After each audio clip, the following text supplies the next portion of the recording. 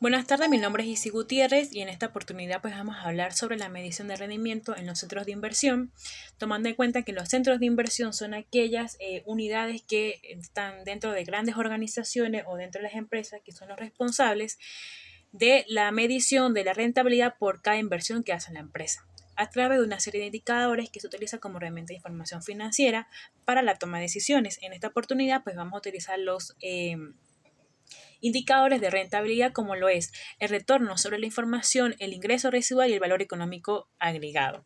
Iniciando definiendo qué es lo que es el retorno sobre la información, mejor conocido como ROI. El ROI, el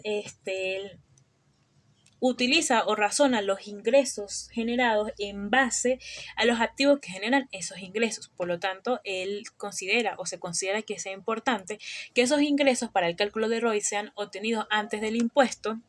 En la inversión de los activos solamente se coloquen los activos que son disponibles para el uso, es decir, que generan esos ingresos para que no dé un incremento falso de retorno. Y para la relación a la inversión de los activos se utiliza el costo original de los activos, es decir, el costo con el que se adquirió ese activo. Sobre todo, sumamente importante que para el cálculo del ROI, él utiliza o se puede reestructurar de acuerdo a los factores que proporcionan esa información. Es decir, que hay variedad de bases para cálculo de ROI. Un ejemplo de eso lo tenemos aquí. Aquí tenemos 1, 2, 3, 4, 5, 6 formas de estructuras para calcular el ROI. A través de dos centros de inversión, como es la Palmira y como es Buga, a través de unos elementos que componen o que se necesitan para el cálculo de ROI, que están establecidos o definidos según las NIF y que pertenecen a los estados financieros, como es el estado de resultado y el estado de situación financiera. Vamos a explicar la primera estructura, que es utilidad operativa dividido sobre los activos utilizados, recordando que la utilidad operativa se recomienda que sea antes del impuesto, es decir, me voy por aquí, ingresos operativos y me da 868.500 dividido sobre los activos utilizados. En esta oportunidad, los activos utilizados los está haciendo el cálculo después de la deducción de la despreciación. Entonces me voy por aquí y me da 3.646.250, que da como resultado 23,2, es decir, él da un resultado porcentual. De acuerdo a la estructura que se utiliza, pues da diferentes porcentajes. Otra forma de calcularlo es por el modelo DUPO, que se utiliza o está inverso a través de otros indicadores como es la rotación del activo y el margen de utilidad. Para el cálculo de la rotación del activo se utilizan las ventas dividido sobre los activos y para el margen de utilidad es la utilidad dividido sobre las ventas. En el caso de los activos se recomienda que sea en base a su costo total, lo que le dije inicialmente entre unas de sus recomendaciones, y en relación a las ventas, a la utilidad, utilizan los cálculos del margen del segmento.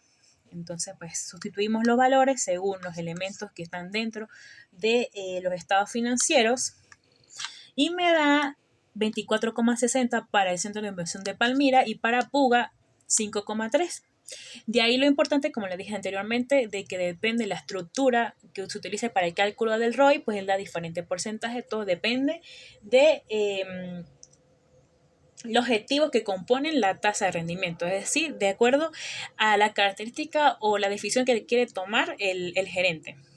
O en este caso, pues las personas que integran el centro de inversión. Tenemos lo que es el ingreso residual, conocido como IR, que él pues utiliza o se denomina entre la utilidad operativa menos la tasa de rendimiento por los activos de operación. Una ventaja de este indicador es que él da una cifra numérica, es decir, una cantidad que es sumamente ventajoso para los gerentes en este caso, ya que pues es mucho más fiable que un porcentaje, que un valor porcentual. Entre sus desventajas, ya que utiliza una tasa objetiva, es decir, una tasa de rendimiento mínimo, que esto pues lo establece la gerencia y se establece de forma periódica. Ellos deberían hacerlo de forma periódica, todo depende de cómo utilizan o la administración, cómo se encarga para el cálculo de la misma. Otra desventaja que tiene que él disminuye el retorno de inversión. Para el cálculo del mismo vamos a utilizar un ejemplo que llevamos anterior, que es el Centro de Inversión Palmira y Buga. Lo sustituimos de acuerdo a la fórmula anteriormente mencionada. Aquí también está un poco más resumida.